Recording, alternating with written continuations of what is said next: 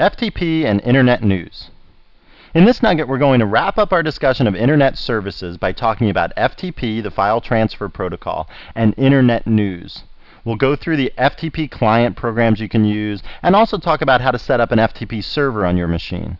And then we'll take the remaining time and talk a little bit about network news and the client and server software that's available for network news. All right, let's get to work. Well, we're going to start out this nugget by talking about FTP, or the File Transfer Protocol. All right, we'll start by talking about some FTP clients, and the first one we're going to learn is just the FTP command that you type at the command line, and this is a completely text-based FTP client. Okay, but it's good to know this client because it's so ubiquitous. It's on all versions of Linux and Unix out there. There's even a basic FTP client just like the one that we're going to see today that's on Windows machines, okay, with basically the same set of commands. So it's good to learn this because it is so ubiquitous, and if you need to use FTP on any machine that you sit down in front of, this is probably going to help you out more than knowing some graphical one. We'll also look at the GNOME FTP program, which is a graphical client, and we'll look at how to use that. And you can drag and drop files and things, and it makes life a little bit easier. And some people like graphical clients, which is why we'll look at it. But definitely we're going to focus on this one because it is so ubiquitous. And then there are a variety of servers. So if you want to set up an FTP server on your machine, you have all sorts of choices. One of them is the VS-FTPD server, the Very Secure File Transfer Protocol daemon. There's Woo-FTPD, which is developed at Washington University in St. Louis, and there's Pro-FTPD. Okay, Woo-FTPD is actually the one that's shipped with Red Hat Linux 8.0 as the default FTP client. Since Red Hat Linux 8.0, Red Hat has switched over to make VS-FTP the default FTP server. Okay, so that's the one that we're going to focus on in this nugget so that we're sort of as up to date as we can be. The config files for VSFTPD are /etc vsftpd.conf, and then there's also a file /etc vsftpd.userlist. Now the configuration file, a setting in there is going to dictate how this file is used, and we'll talk about that when we go out to the Linux screen. Okay, so let's go out to the Linux screen, let's look at some clients, and then we'll look at how to set up a VSFTPD server using VSFTPD. Okay, so let's start by looking at the FTP client that you get to just by typing FTP at the command line. Now you can either type here FTP followed by a particular FTP site that you want to get into, or you can just type FTP by itself, and then you're at the command line for the FTP program. Okay, so here I can start typing FTP commands like open, and I can say open ftp.redhat.com, for instance. Okay, oh, it's great. So there's too many connected users. Please try again later. This is going to be a useful demonstration. Let me just try this again right now.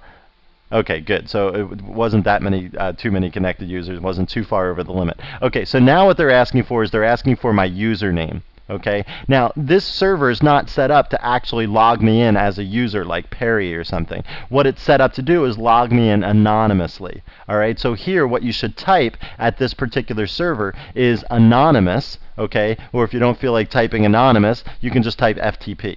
Okay, so that's something. Now what you do here is you say, please specify the password. So historically, you would type in your email address as the password, but nobody checks the email address to determine if it's a valid email address or if it's in the right form or if it has an @ sign in it or whatever. You could probably just type enter here and you would get in. Let me just try it and see if it, yeah, see, so I just got in by just typing enter for the password. So I didn't even put a password in. There's no checking of those passwords done, and even if I did some checking, it would still be silly because somebody could type in like perry@junk.com or something, right? And it would be a real pain to verify all these email addresses that people typed in. Okay, so the login's successful. It says have fun, and now what we can do is we can start typing FTP commands to determine, start typing FTP commands to carry out our activities. Okay, notice here it says using binary mode to transfer files. So it's already in binary mode. All right, binary mode is what you need to be in to transfer binary files. Okay, if you're just transferring plain text files, you can be in text mode. Let's just look at some of the commands that you can type in the FTP program here.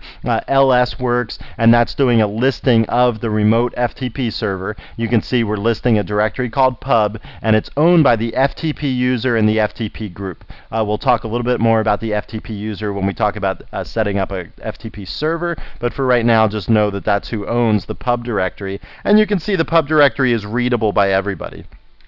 So I can just go into the pub directory with a cd command, okay, do another listing, and now I see a few other directories in here, contrib, Red Hat, and up to date. Okay, again, all of these directories are owned by the FTP user. All right, so let's just look at the help command, and you can see all the different commands that you can type from the FTP prompt. Some of the more important ones are ASCII. That turns the mode into text mode or ASCII mode, so you can transfer text files. Binary, you need to be in that mode to transfer binary files like executables and things like that.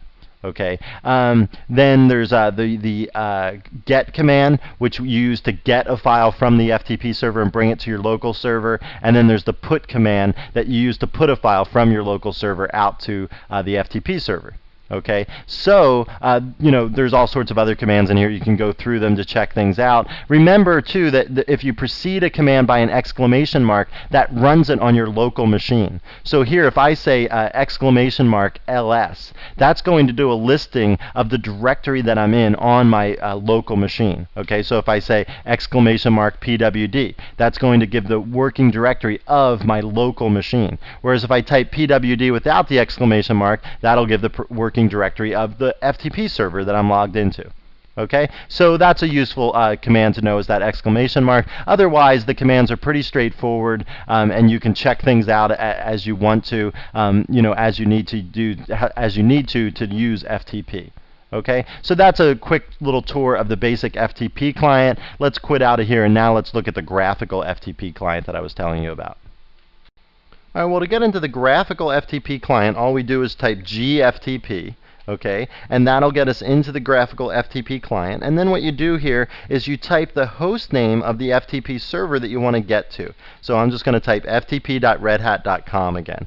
Okay, so, okay, great. So now we're getting that too many connected users, try again later. It says, notice it says waiting 30 seconds until it can connect again. Okay, so what it'll do, if I just sit here and wait, it will try again in 30 seconds. I'm just going to go up here and click the stop button so that I can just go to another website and just show you what's going on here. So what we'll do is we'll go to debian.org. Okay, except you have to spell Debian right. Okay, so you type ftp.debian.org, and now it's trying that particular server. It logged me in as an anonymous user, and now the same sort of thing. Okay, over here is our window at debian.org. Over here is my home directory, home Perry. Okay, so if I want to change my directory over here, I can just pick on a directory and go into that directory by double clicking on it. If I want to pick a directory over here to go into, I can double click on that, and so now I'm in the Debian directory. If I want a particular file, I can just highlight it and then click the arrow, and that's going to bring it this way.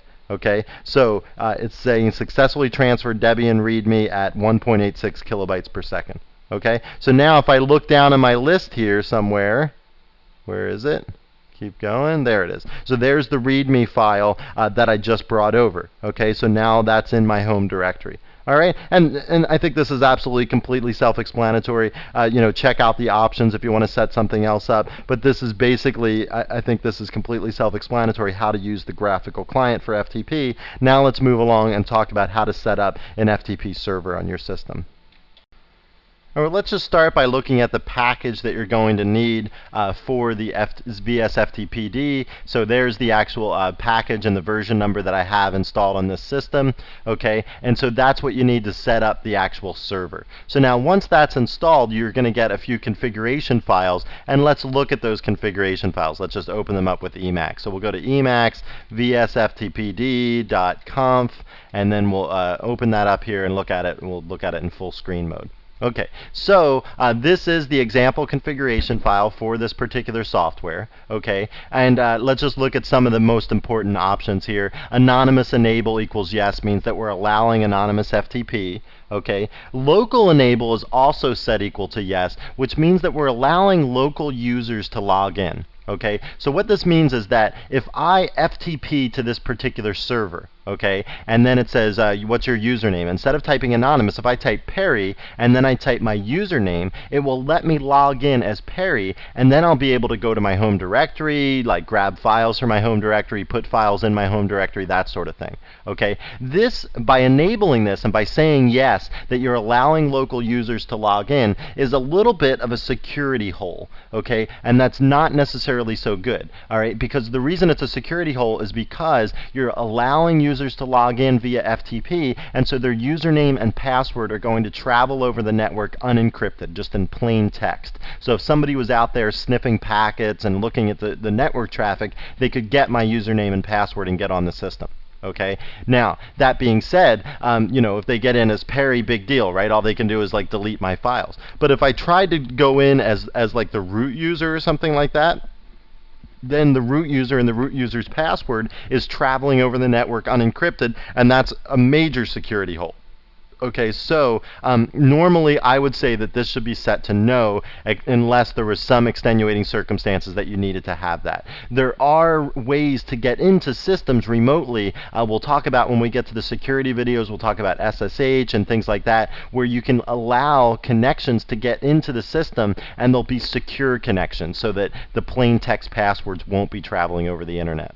Okay, so here we're saying write enables yes means that we're allowed to write things. We're allowed to upload files and make directories and things like that. Okay, if we go down a little bit farther, you'll see here activate directory messages. So what you can do is you can have a file, and I think it's called .message, but we'll see that when we go out to the screen, see how that works. But what you do is, if in a particular directory you want a message to show up on the screen when the users get into that certain directory, you create this file, and like I said, I think it's called .message. Yeah, it is. Okay, I just saw it in my notes. So .message is the file, and then whatever is in that .message file will be displayed to the screen anytime a user goes into that directory that has the .message file. Okay, so you can see here that logging of uploads and downloads is activated. We're using port 20 here. There is the typical place where the transfer log lives. Okay, and you can see stuff here is commented out, so if you want to change that, what you can do is you can uncomment that out by saying like this, and then change, vstpd, special or something .log, okay, something like that. Okay, so you can change the name of that however you want. All right, so I'm just going to put that back to the way it was and comment it back out so it's back to normal. It's using standard log format. Here's some timeouts, things that are set. Again, they're commented out. They're showing you the default value, and if you want to change that, you can uncomment it and then make the timeout whatever you want. Okay, so that's that's the configuration file. There's some other lines in this configuration file that you can look at. They're pretty self-explanatory. There's good comments and so on. There's also a man page or an info page for vsftpd.conf, so you can look at that to see all the different directives that you can put in. Make sure that if you put in a directive into this particular configuration file, you put the name of the directive, like write enable, no spaces, then an equal sign, and then no spaces again, and then the value of the directive. Okay, there can't be any spaces between the name of the directive, the equal sign, and the actual value that you're setting it to. All right, so that's the vsftpd.conf file. Now let's look at another file here that's called vsftpd user list. Okay, so I'm going to pull up this file now, which is also in the etc directory, and this file is a list of users that are absolutely positively not allowed to log on to the system. Okay, so even if I had enabled users to log into my system, like I could log in as Perry or something like that, I would not be allowed to log in as any of these particular users. Okay, so if there was a directive in that particular configuration file that said user list underscore deny equals no, then this would actually turn into allowing users in this file. So this would turn into like the users that are allowed to log into my system. So make sure you don't put that directive in that file if you leave this the same, because then like the root user is going to be allowed to log in via FTP. Okay, so that's just another configuration issue there, and this is another file that gets used. Notice here also that there's another configuration file that the PAM config also checks. We don't even know what PAM is yet. We'll talk about that when we get to the security videos and a couple nuggets down the road. All right, well now what we need to do is we need to actually enable the service. Okay, so notice here we're in the etc directory in the etc zinetd.d directory. We talked about zinetd back in the introductory videos, and we'll talk more about it at the end of this series in the security videos, but for right now just follow these instructions if you want to get your FTP server up and running. Okay, in the zinetd.d directory there's a file in there called vsftpd. Okay, so what we'll do is we'll edit that file, vsftpd here, and I'll edit it with the VI editor. Okay, and then what we'll do is under where it says disable here, what I'm going to do is I'm going to say no, and then instead of yes. Okay, so it says disable yes. That means that this FTP service is not running. I'll say disable no so that I can actually run it. So then I say escape, shift : WQ to write my changes and quit. And now if I print out this file, you'll see it says disable no. Okay, so now that I've done that, now all I need to do is to actually restart the zinetd service. Okay, so the way that I can do that is I can say service zinetd, yeah, that's it, zinetd, and then I'll say restart. Okay, and now it will actually, when it restarts the zinetd service, then the FTP service will have been started underneath of that. Okay, so now that the service is up and running, now let's look at how we can use it and also setting permissions and that sort of thing.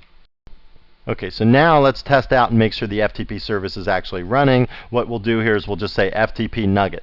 Okay, so notice the messages here: ready dude, beat me, break me, whatever. These are, you know, obviously in some configuration file somewhere you can page through and find where you can set these configuration messages. For right now, I'm just going to actually log in and use the system. So I'm going to log in as Perry, remember, because we actually had user logins enabled. Okay, and I'll say, I'll give my password, and now I'm in the system. I'll do pwd, and notice it put me right in my home directory. So if I do a listing there, I can see the files and directories in my home directory, and I can, you know, upload and download as I need to. Okay, so let me just quit out of here. Now let's FTP to Nugget again, but this time I'm just going to log in anonymously. Okay, so FTP, anonymous, and now I'm logged in. Let me do a pwd there. Now it says I'm in the slash directory. I'm in the root directory. I'm not actually in the root directory though. I'm in a directory called var FTP. Okay, so if I look in here, there's bin, etc, lib, and pub. These are all under /var/FTP. But when you go in as an anonymous user, it uses the change root command, and we learned that back, I think it was in the rescue videos. We learned the change root command, and what it's doing is it's saying change the root directory from the regular root directories to /var/FTP. That way the anonymous user can't have access to anything in the file system except the stuff under /var/FTP, and these are the directories under var FTP. Okay, now what I want to do is I want to go back and review the permissions that were set for these directories and just double check to make sure with you that your permissions are set right for these things, so that if somebody does come in as the anonymous user, they're not going to be given some extra permissions that they shouldn't be. Okay, so let's quit out of here, and now let's just review these directory permissions. All right, so you can see here that we're in the /var/FTP directory. If I do a long listing on this directory, you'll see 4 subdirectories, and these were the same 4 subdirectories we just saw when we logged in as the anonymous user to Nugget, to the FTP server that we're running now on Nugget. Okay, so these were the 4 directories. Just take a look at these permissions here and make sure that your directories are set up with the same permissions. You want to make sure that these things are not that they're not unrestricted, okay, that the users can't come in and start deleting files and things like that. Okay, so you can see the execute permission is set for all of these subdirectories, and that's what's necessary for people to be able to go into those directories and do things and use files, use executable files, or access libraries, or access configuration files in the etc directory, or access the actual files that we want them to download in the pub directory. Okay, if you propagate the pub directory with actual files that you want people to be able to download, make sure the permissions on those files are just read, read, read. Okay, they shouldn't have any write permissions for anybody. Notice that the FTP group has access to the pub directory. Okay, and the and otherwise the root is the owner of that directory, and that's why these are writable. Okay, so unless somebody logged in as root, which they're not allowed to because that configuration file disallowed root user logins, then only if you're logged in as root via some other method, like I am right now, and not via FTP, will I be able to write things into these various directories. Okay, so you just have to make sure that the permissions are set up correctly. FTP is a potential source of problems developing because you're letting anonymous users onto your system. So what you need to make sure of is that those anonymous users are not going to have any permissions that they shouldn't have, but remember that they're only going to be able to access this particular part of the file system, because when they logged in as an anonymous user, that change root command happened to make var FTP the actual root of their file system. That's the file system that they see when they log in as the anonymous user. All right, well, in our remaining time, let's just talk a little bit about network news and the software and things that are involved with getting a network news server and client to work on your machine. Okay, so if you've ever perused the news groups, you know there's topics out there on all sorts of stuff. Everything from alt.pets.parrots.breeding to miss.transport.rail.australia and New Zealand. I mean, sometimes when I go through the list of news groups, I'm amazed there's even like 2 subscribers to some of them, because things are just so specific, you know. But that's the beauty of news groups, right, is that on some specific topic, you can open this up to people all over the world, and people that have this common interest can then share ideas about that. And the nice thing about having very specific news groups is when you go on to a news group like transport.rail.australia and New Zealand, you know exactly what kind of information you're going to get. So there's basically 3 types of news servers that you can set up. You can set up a full feed news server, a leaf node news server, or a local news server. Now, a full feed news server means that it receives all of the Usenet news groups from some upstream news server, from some commercial server. Okay, and because it gets all of the news group postings from that commercial server, this full feed news server can then pass that information on to some downstream news server. It can act as a full feed news server for some other downstream news server. Okay, a leaf node news server, on the other hand, is only going to receive the information from the upstream news server that it wants. Okay, because it's sort of like, if you think of it as a tree, you know, there's some sort of general master news server out here, and then we pass on the information, and then when you get down to a leaf like this one here, well, that news server isn't passing it on to anyone else, so it doesn't have to download all of the postings from all of the different news groups on the internet, because no one's relying on it for any postings.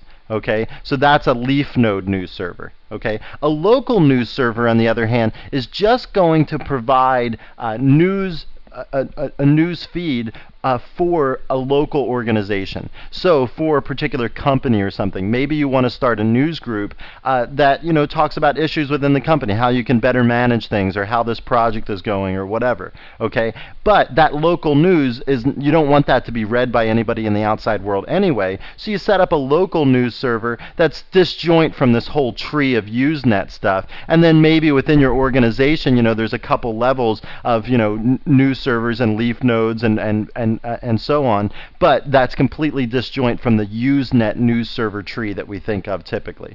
Okay, now there's lots and lots of clients out there to read news. XChat is one of the popular ones. SLRN, there's a Mozilla news client. Okay, so pick and choose whatever one you want. They're all basically the same. They all have a slightly different look and feel to them, but pick through whichever client you want to use. What I want to do now is just go out to the Linux screen, talk a little bit about the software you need to set up a news server, and show you some of the configuration files that are associated with that software. Well, the package that comes with Red Hat Linux for a news server is called INN. It just stands for Internet News. Okay, the daemon that actually runs the news server is called INND.